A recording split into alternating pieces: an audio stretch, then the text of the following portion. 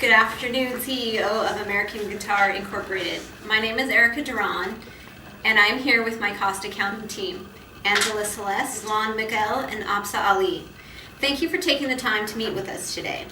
The reason why we have called this meeting today is discuss whether we should keep our current costing accounting system or if we should switch and implement a standard costing system. Angela will give an overview on how we calculated our predetermined manufacturing overhead rate for the purpose of product pricing. She will also explain whether manufacturing overhead was under or over applied. Following Angela, Absa will discuss some of the financials for the month of January. In our spreadsheet, we have prepared a schedule of manufacturing of good, or cost of goods manufacturing, cost of goods sold, and an income statement for January. Finally, Ghazwan will conclude our presentation by giving you our recommendation on whether or not we should keep our current costing accounting system or implement a standard costing. Now, Angela will Thank you, Erica, for that introduction. Now I'll be discussing the overview. After performing various cost analysis, we have found that the manufacturing overhead for the construction and finishing department were $59.13 and $53.52 respectively. Total manufacturing overhead was underapplied for the month of January. This was due to a budget amount that was calculated to be less than the actual. In our January budget, we accounted for less than actual costs. This indicates that the method used to allocate manufacturing overhead is not identifying the correct cost driver. The cost driver we used for all production was labor hours. However, for the two support departments, we used two different cost drivers. Design departments was driven by labor hours, and the maintenance department was driven by maintenance hours. Now, Absa will give you details on the financials. Thank you, Angela, for the overview of how we calculate our predetermined overhead rate. It will be needed in our financials that we've calculated for the month of January. To begin, we budgeted sales for January to be 375 units for the beginner model and 125 units for the professional model. Actual sales for the month were about the same for the beginner model at 372 units, but way under for the professional model at 72 units. That difference of about 50 units of guitars is key. It'll come into play when we give our recommendation, so keep that in mind. Revenue for the month of January was about $290,000 for the 442 units of guitars that we sold in the month. Cost of goods sold amounted to about $280,000.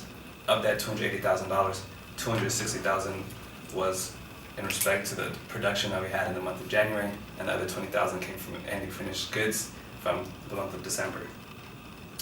American Guitars Incorporated had a positive gross margin of about $10,000.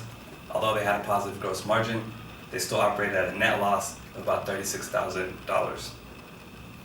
Manufacturing overhead applied to actual production was only $165,000, while the manufacturing overhead control was about $179,000, so roughly $180,000. As you can see from the numbers given above, manufacturing overhead was underapplied, and due to this, we feel management should consider a change and fine-tune its costing system and accounting strategy. Ghazwan will go ahead and discuss how we feel about that and wrap up our presentation. Thank you. Thank you, Absa. So after reviewing all that information, we have approached our final decision of whether AGI should keep its current cost accounting system or to implement standard costing. First, let's take a look at our manufacturing overhead applied, as previously touched upon by Absa and Angela. Then we will compare that to our actual in our MOH control. We can see that due to a normal costing system, our allocated amount is about $165,450, which is about $15,000 less than our actual amount in our manufacturing overhead control. We could recommend still keeping this cost accounting system because if we use a standard costing system, we will be budgeting for 50 more units of professional guitars. This will cause our over-applied amount to be much greater than our actual amount.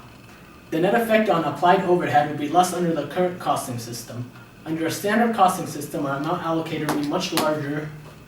This over-allocation is due to using standard amounts that we budgeted for 120 units of professional model, which is 50 more than, as mentioned already, the 70 amount of actual units sold.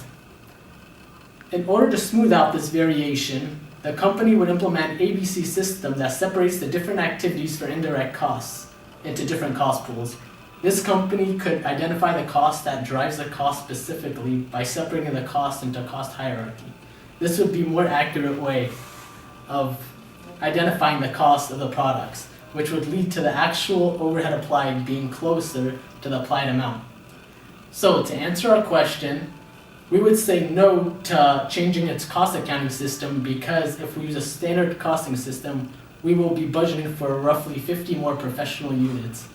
This net effect on applied overhead will be less under the current costing system. Thank you for your time.